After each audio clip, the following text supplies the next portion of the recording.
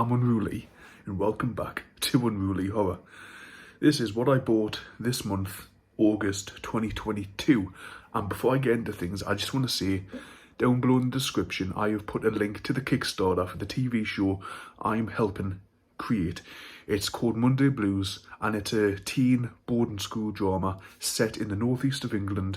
It follows undiagnosed autistic teenager Maya on her journey in private school, finding her parents because she got dropped off there when she was a kid. And it's dramatic, lots of drama. It'll be a big thing for the northeast TV and film industry, and that's what we're trying to do, try and create it, raise this money to film the pilot. Now, we already have a good British name, Gillian Kearney, Casualty, Emmerdale, I forget the name of that film she was in. Catherine Cookson's Tidal Life. She's big name. She's involved, and we've raised £2,000 so far. But if we do not raise £10,000 in the next 30 days, then we're getting on a bit, and I don't know what we're going to do. So please, if you can share just at least £1 and share the project on social media, we will be thankful and so grateful, and you will be helping to create a very good, entertaining and educating show. Now, onto the films. I have 10 films this month because last month I forgot how many I'd ordered. And so the columns I have of the DVDs, they're a bit out of order. There's 2 there and there's 2 missing from there. And anyway, they're getting too big. They're getting massive. And they're starting to be unsteady at the top. So I'm going to be creating another pile next month next to the Blu-rays, and I really need to start thinking where to put stuff because I am running out of room. I think I've got like 300 in odd now films. I haven't counted them in months, so I know it's 300 and odd the last time I stopped counting. So anyway, I've watched a few of these ahead of time just to get a better description. So first one, I'll start with the Blu-rays as normal, is Welcome to the Jungle. This is a found footage film released in 2007, if I'm correct. And it's about, how to say it, it's like a tame cannibal holocaust and Green Inferno. It's around that line of cannibalism in tribes in the Amazon. Well, not the Amazon. Where was this? New Guinea. And it's about Michael Rockefeller, who was a son of a future vice president who disappeared, and he's been legally dead, I think, since 1964 or something, but he's been missing since 61. In these, I don't know how old they are. I really don't know how old. I think they're meant to be college students-ish. So early 20s maybe. I don't know. They go to New Guinea in the hopes of finding Michael Rockefeller because apparently there's been sightings of him. They think he joined the tribe or something, I don't know. And they say they would go there, get an interview with him, and sell it for $1 million to news. And they go there. It's pretty. There's no action. There's no horror elements until the last 25 minutes. And so for 55 minutes, you're just watching a found footage of them messing around, and then trekking through the jungle, splitting up, it's. But what I will say what is good about it is the use of the cinematography is nice. The scenes look good, especially the scenes, because when you get an explanation, I can't say the word. When you're given kind of the story to the camera, you don't want it to be oh yes, and by the way, and I can explain it that way. They explain it, but that would have been I think for good 10 minutes, 5-10 minutes to do it. But the director knew what he was doing. And for those 5-10 minutes, the scene changes. Like what's on camera changes about every 20 seconds. There's even a good one where there's like a pool table and they're lying, pushing the ball, bouncing in, it's coming back to them. And it's shot as if, they're meant to be back to back doing it. But you only see her bouncing it, ball comes back, then it switches to her as the talking, explaining the story of Michael Rockefeller. And then it switches to like her face on, just like leaning, then it switches to a bar and they're drinking. I was impressed for the first 20 minutes. I was like, this director, he knew the assignment. He knew what to do to keep people entertained, to keep them the eyes on the screen. Beautiful, I will say that. A bit slow, I will say that. The gore, it's okay. Not much, not graphic. Apart from 2 or 3 scenes maybe that are obviously inspired by Cannibal Holocaust.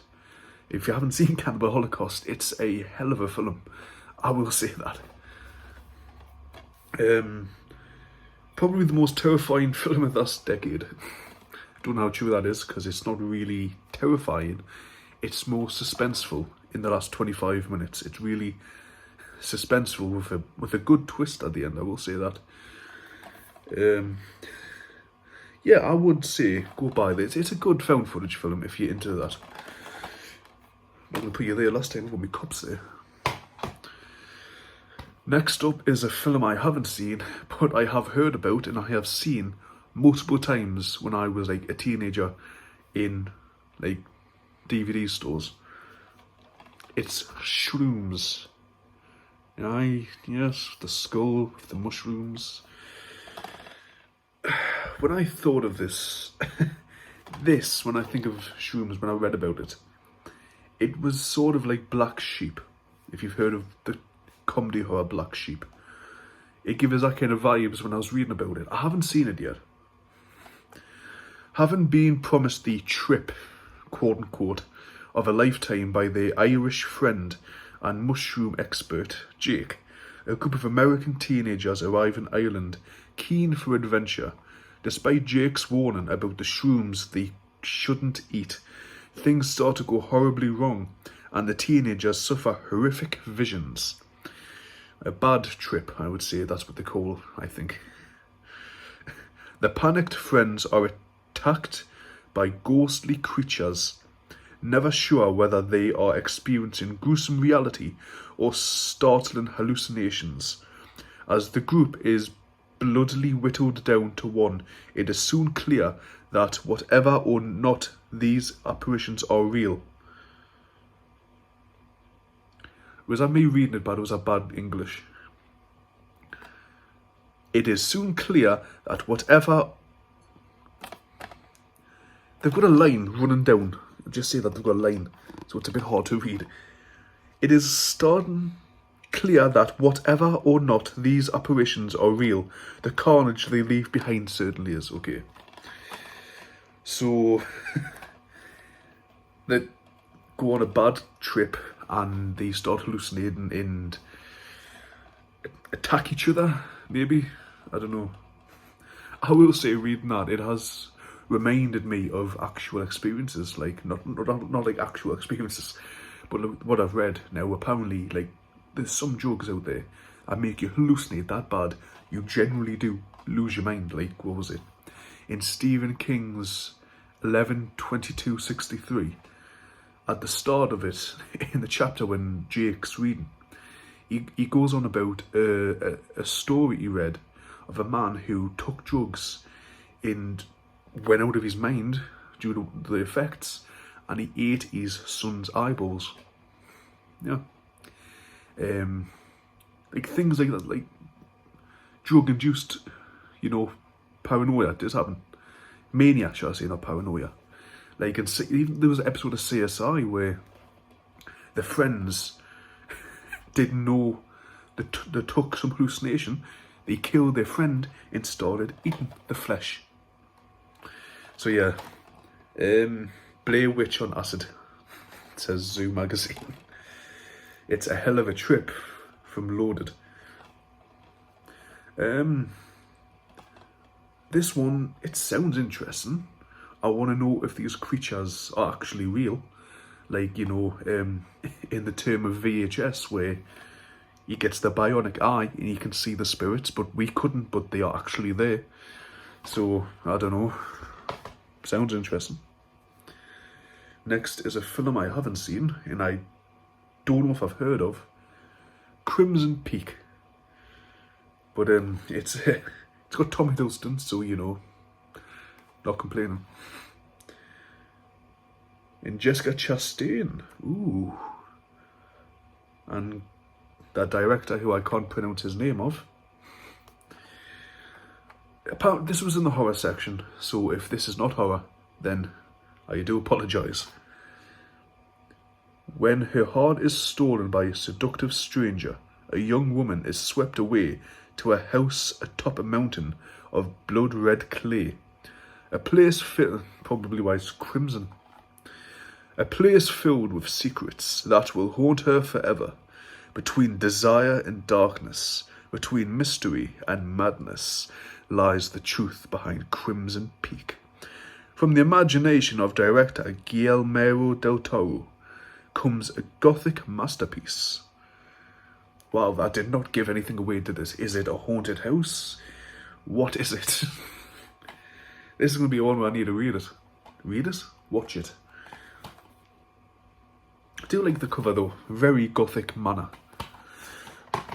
Okay. Next up is the last of the Blu-rays, and I don't know if it's inspired by the video game. It's a Dead Rising Watchtower. Now, it's a zombie film, and if you've ever played Dead Rising, you know it's a zombie video game. I've played 2 and 3. Yes, they're the ones I've played, 2 and 3. Actually, Dead Rising 3 was the first video game I bought when I got my Xbox One back in 2014, I think. Yeah. From the producers of Mortal Kombat Lego, yeah. Probably a video game maker.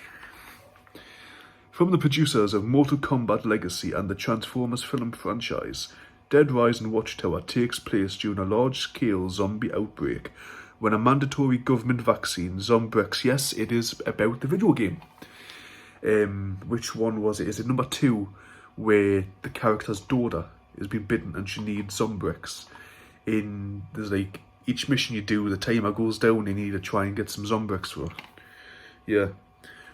Fails to stop an infection from spreading across the city. 4 unlikely survivors must evade the zombie horde, whilst at the same time discover the root of the epidemic.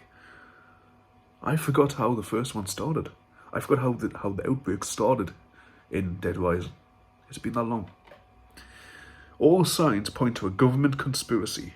Their perilous action-packed journey to escape and uncover the truth forces them to question what they're willing to do to survive, and ultimately their own sense of humanity. If you've played Dead Rising, you know you kill a lot of zombies. Even they get like achievements for certain amounts, don't you? It's been, God, 6 years since I've played a Dead Rising game. I don't know. Now, on to the DVDs. We've got 6 DVDs. First up is Wrong Turn 2 Dead End. I haven't seen this one, but what I'm planning on doing is watching the first Wrong Turn, because I got it last month and I forgot to watch it for some reason. I'm going to watch Wrong Turn 1 today and probably Wrong Turn 2 tomorrow. Ooh, Extreme Edition. One wrong turn deserves another. Oh wait, that's not it. Is it? It's got 2 paragraphs. There's normally only one. Acclaimed director Joan Lynch paints the screen red in this jump-out-of-your-seat sequel to the popular horror hit, starring Erica Leosin, oh god.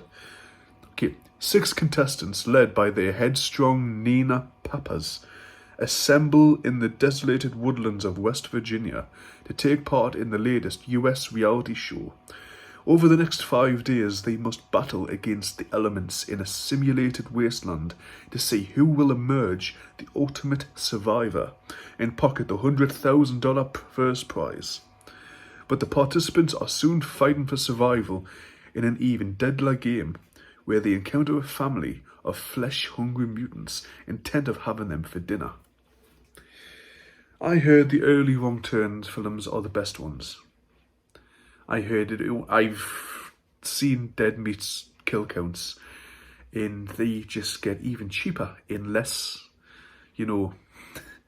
nicer, less good. Like, I think number 5 is one of the cheapest films, wasn't it? Yeah, it sounds good. The kill count looked good. I like the reality show theme of it. That really is a bit of a twist. Next up is a film which I genuinely can't remember if I've watched.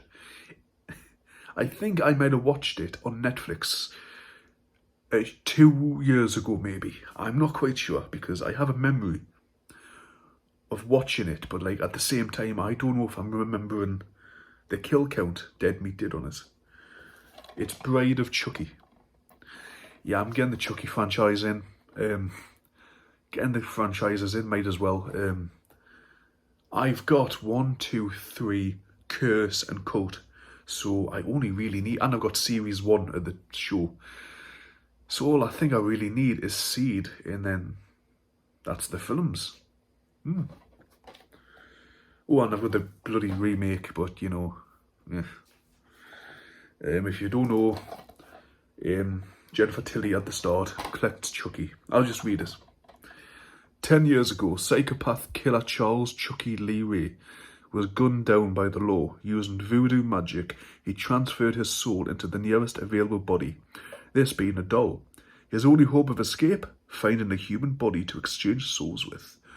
The world's most notorious doll finally meets his match in his ex-girlfriend Tiffany. I thought I was going on about the trailer. No. On a dark and stormy night, with marriage on her mind, she rescues Chucky's remains, and breathes life back into the little guy. Faster than she can say I will, Tiffany gets the white gown she's always dreamed of. It's just a whole lot smaller than she was expected, but then, so is she. For better or for worse, Chucky and Tiffany will be a matched set if they ever get back into human bodies. In their search for a couple of compatible body donors, they meet teenage newlyweds Jesse, Nick Stable, and Jade, Catherine Heigl. 2 young lovers on the run, who will become can't speak today. So yeah, Chucky, Jennifer, spoilers by the way if you haven't seen it. Jennifer gets her remains, does the ritual, Chucky comes back, kills her boyfriend, then kills Tiffany after she locks him up. Chucky puts her soul into the doll she had given him, and then they use them to dig Chucky's body up, Charles Lee Ray's body up, to get the amulet. It's a weird film. It's okay, but this is the film where it starts to become comedic, There's voodoo for dummies, there's more jokes, there's where they turn them into arguing couple. And let's not forget, there's the infamous doll sex scene. Yep, that's in the film. Yep, I did watch it. I watched it on Netflix. I remember when that scene came up, I couldn't stop laughing because I was like, this is ridiculous. Oh yeah, she gives birth at the end to that face-hugging creature that apparently becomes their son and daughter, gender fluid. Apparently he's going to be in season 2 of... Because I don't know what they're going to do, because if you've seen Seed of Chucky, you'll know there's 2 of them, Glenn and Glenda. But I don't know if they're going to do it as one person, Glenn Glenda, the gender fluid thing, or if they're going to continue with the continuity of Seed of Chucky and have a man and a woman play Glenn and Glenda, because that's what happened at the end of Seed of Chucky. Spoilers, by the way, if you haven't seen it. She gives birth to twins, a boy and a girl. Yeah, that's what happens. Next up, Resident Evil. I bought this mainly because I had played a few games. Nothing like the games, by the way. Nothing like the games. Actually, the director, Paul W.S. Anderson, he's from Newcastle. Yay. Hometown pride. A secret experiment, a deadly virus, a fatal mistake. Based on the wildly popular video game series Resident Evil, it's an action-packed thriller starring Mila Djokovic. Apologies again if I've mispronounced the name. Michelle Rodriguez and James Purefoy in a battle of good and evil. Something terrible is lurking in the Hive, a vast underground genetic research facility run by the Umbrella Corporation. A faceless bioengineering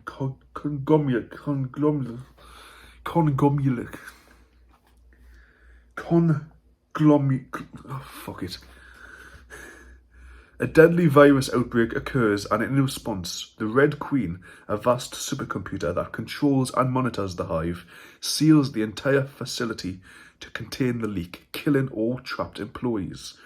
Alice and Rain must lead fellow commandos to isolate the virus that has wiped out Umbrella's entire research staff. The team soon discovers, however, that the workers are not really dead.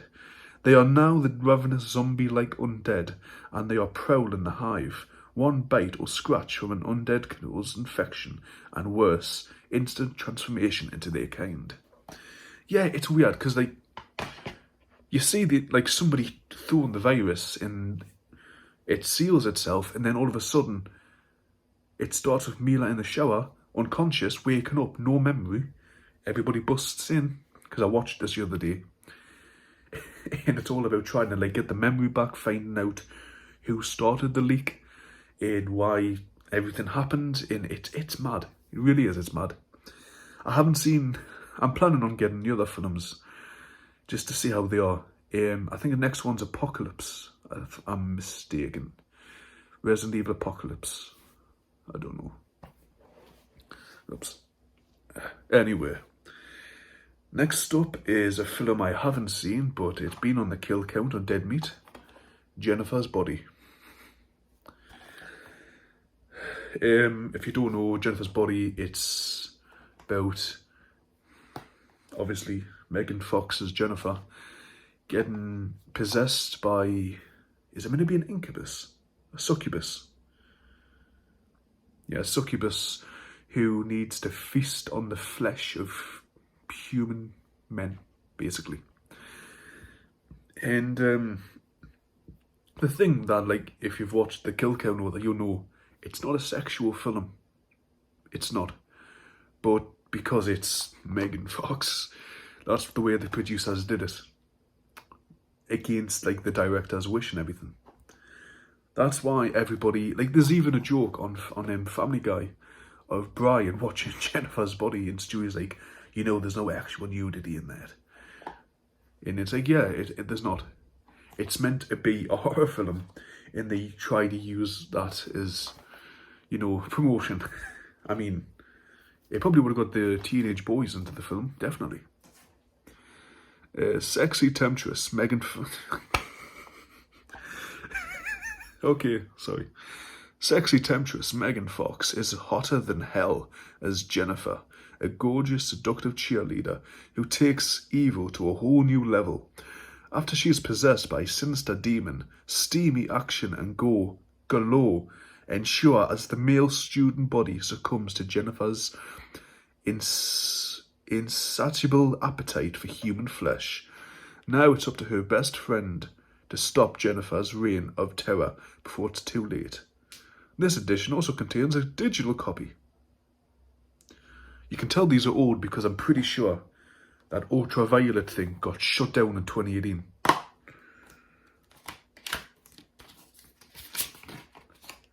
Yeah, like that.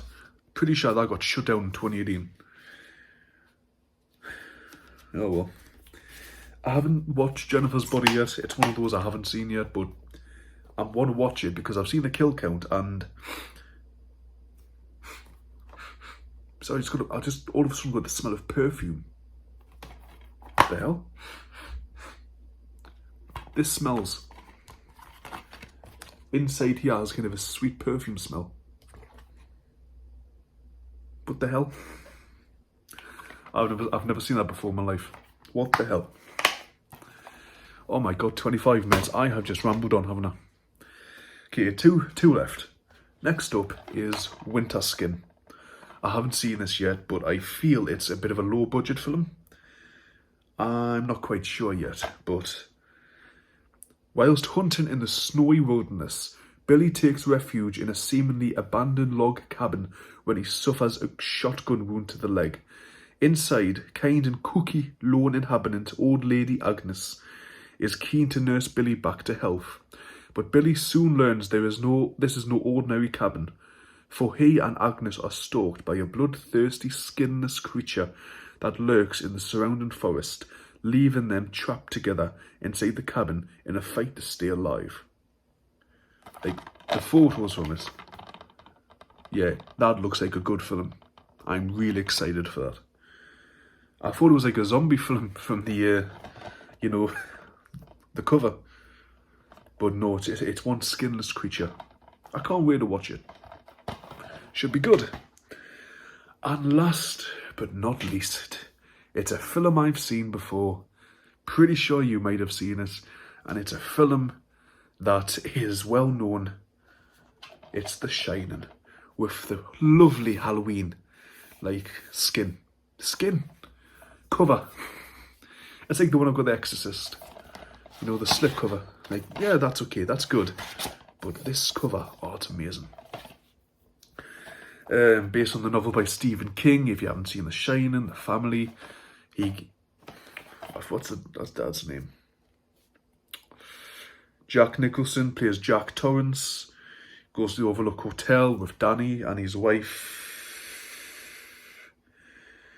who I do not know, and it does not say us. I just call Shelley because of Shelley Duvall. And it's a slow, suspenseful, paranoid tale of him going crazy in the spirits making him murderous, and he goes on the hunt with the axe, and he hears Johnny in The Shining. Danny's not here, Mrs. Torrance. I don't know how to do the voice. I watched it. God, when did I watch it? When I first bought it? 2011 or 12. And I thought it was boring. But yet again, I was 15. So, yeah. Definitely, I'd say, deserves a rewatch. Because there's a few films I watched when I was a teenager that I thought were boring. And when I've rewatched them, I thought, you know what, this is actually good. What was stupid teenage me thinking of? So yeah, that is the films I bought this month. Now everyone, thank you so much for watching. If you like what you see here, if you're all things horror just like me, like and subscribe. And also, do not forget the Kickstarter link in the description below. If you want to be a producer, get a producer credit. If you live in the UK or the northeast of England, there is a chance to come up here and be part of the show, be an extra or be a supporting artist in an episode. You get to meet the cast, you get to meet the brilliant Gillian Kearney and another actor who I cannot say who we're trying to get involved with, but he's definitely somebody you'd want to meet. Now everyone, links there, share it, donate it if you can. I've been Lee. Have a nice day.